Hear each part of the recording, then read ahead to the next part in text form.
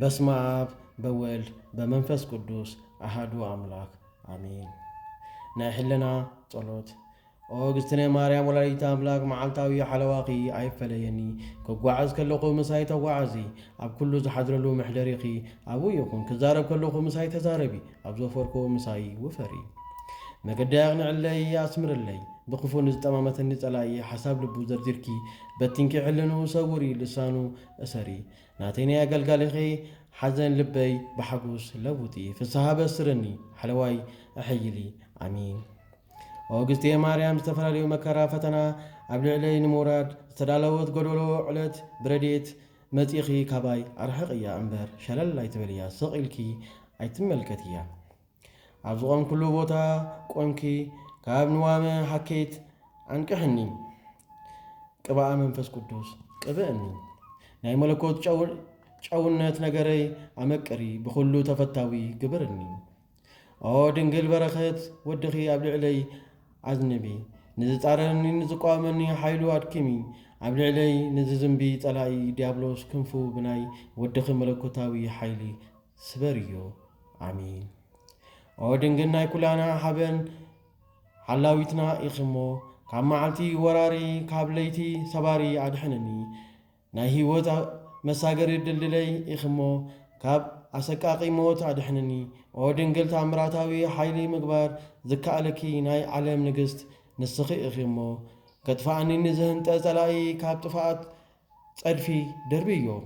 ተኸታትሉ ሓልዩ ከትከዓኒ ንዝደሊ ጸላኢ ቀልጢፍኪ መጺኺ ዕግስዮ ኣሚን። ኦ እግዝእትየ ማርያም ናተይ ናይ ሓጥእ ኣገልጋሊኺ ልመና ተቐቢልኪ ሰንከልከል ኢለ ከይወድቕ ደግፈኒ ጠሊ ምሕረት ወድኺ ኣብ ልዕለይ ረብርብሉ ኣብ ናይ ወድኺ መጽሓፍ ሕይወት ንስመይ ጸሓፊ ዓብዪ ጸላእተይ ከይወድቕ ሓልውኒ ኣሚን። ኦ እግዝእትየ ማርያም ብቅድስናኺ ብንጽህናኺ ነፍሰይ ስጋይ ቀድሲ ብሓይሊ ካብ ዝዳፍኡ ተንኰለኛታት ጸላእተይ ኣብ ዘይግዚኦ ካብ ዝመጽእ ድንገታዊ ሞት ሰውርኒ ኣሚን። ኦ እግዝእትየ ማርያም ናይ ኩሉ ዓለም ሓበን ኢኽሞ ንስጋይ ከም ስምዒ ካብ ዝመክኽ ዋዒ ስጋዊ ድሌት ኣድሕንኒ ንልበይ ዝርብሽ ናይ ዘመና ማዕበል ብሓይሊ ጸሎትኪ ጸጥ ኣብልለይ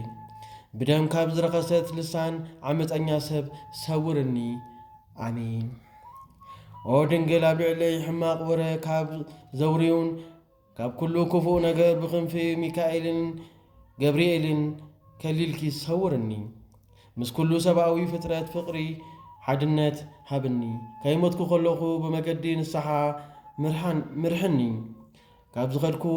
ካብ ዝወዓልክዎ ብሰላም ብሰናይ ናብ ቤተይ ምለስኒ የእትውኒ ኣብዚ ዓለም ንጸላእኒ ንዝቃወመኒ ካብ ልዕሊ ምድሪ መንቁስኪ ደርብዮ ንወድኺ ንሓጢአተኛ ይቕረ ክብለለይ ለምንለይ ኣሚን።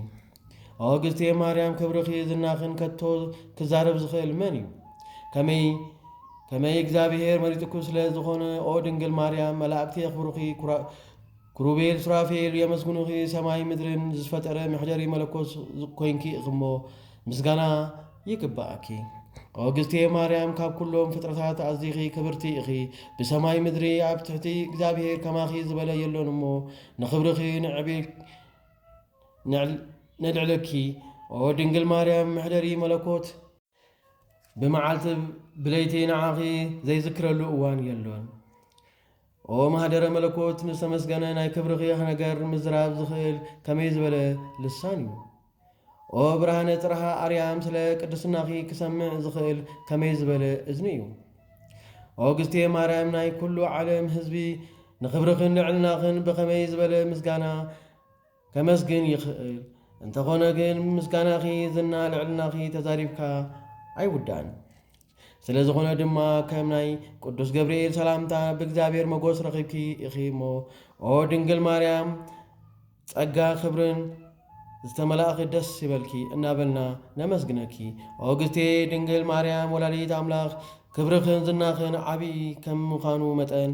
ብሰብ ብመላእክቲ ዝተፈተኺ ብስላሴ ክብሪ ዝተጓነጸፍኪ ኢኽሞ ብተንኰልን ብኽፍኣትን መንቀኝነትን ዝጻረረኒ ልቢ ሃብዮ ኦ ወላዲተ አምላክ ማርያም ንግሆ ክትንስእ ከለኹ ንእግዚአብሔር ንዓኽን ንግስቴ ብጸሎት ንኸመስግን ዘነቓቕሕ መንፈስ ሕልና ሓድርለይ ፈታዊ ስራሕን ፈታዊ ሓውን ግበርኒ ስራሕኹ ባርኽለይ ድራር ዕለት ክዳን ዓመትን ሃበኒ ንሓጣተይ ሕፀብለይ ካብ ሽግር ፀበባ ሰውርኒ ኦ ግዝቴ ድንግል ማርያም ንጸሎት ኢደይ ብዘርጋሕኹ ጊዜ ምእንታይ ንምጽላይ ቅዱሳት ዕዳውኪ ንጹሓት ዕጻብትኪ ናብ ወድኺ ዘርግሕለይ ንዝኸበደ ጭንቀተይ መከራይን ሽግረይ ንምፍኳስ ኣብ ጥቓይ ተረኺብኪ ኣጸናንዕኒ ከመይ ኣነ ብናተይ ድኻምን ሰናይ ግብሪ ትሩፋት ዘጸናንዕ ሓይሊ ስለ ዘይብለይ ኦ ግዝቴ ድንግል ማርያም ብኽቡር ቃል ኪዳንኪ ንዓይ ሓጢአተኛ ካብ መከራ ሥጋ ካብ መከራ ነፍሲ ሰውርኒ ካብ ምቁር ወድኺ ኢየሱስ ክርስቶስ ይቕሬታን ምሕረትን ለምንለይ ንዘለዓለም አሚን። ኦ ግዝቴ ማርያም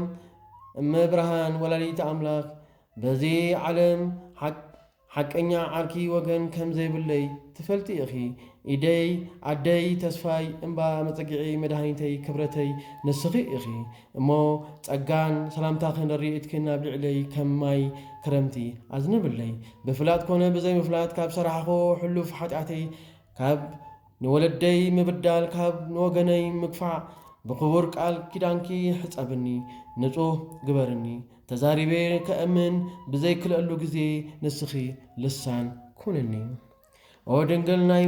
አብርሃም እንግዶት ናይ ይስሐቅ መዓዛ ናይ ያዕቆብ መሰላል ኩሉ ዓለም ንዓይ ምድረ በዳ ኮይኑኒ እንተ ወረድኩ እንተ ደየብኩ እንትርፎ ድኻም ጻዕርን ክኾነለይ ኣይከኣለን እሞ ካብ ወድኺ ብዝተዋሃበኪ ክቡር ቃል ኪዳን ጉድለተይ መሊእኺ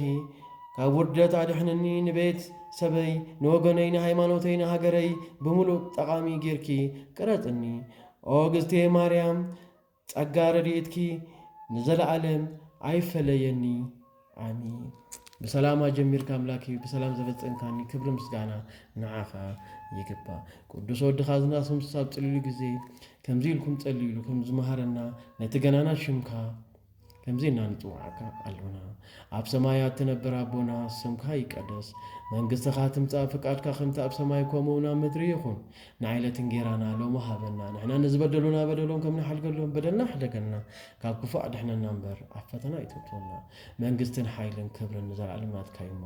አሚን። ኦ ግዝቴ ማርያም ብናይ ቅዱስ ገብርኤል መልአክ ሰላምታ ሰላም እብለኪ ብሕልና ክድንግልኺ ብስጋኹም ድንግልኺ ኣደ እግዚአብሔር ጻቦት ጎታ ሰራዊት ሰላም እብለክለኹ ንስኻ ካብ ኣንስቲ ብርኽቲ ኢኺ ፍረ ከርሰኹም ብሩኽ ኦ ምልዕተ ጸጋ እግዚአብሔር ምሳኺ እዩ ኦ ፍስቲ ደስ ይበልኪ ኃጢአትና ኣስተሰርየልና ናብ ፍቁር ወድኺ ኢየሱስ ክርስቶስ ጸሊኺ መንታና ምሕረት ለመነና አሚን።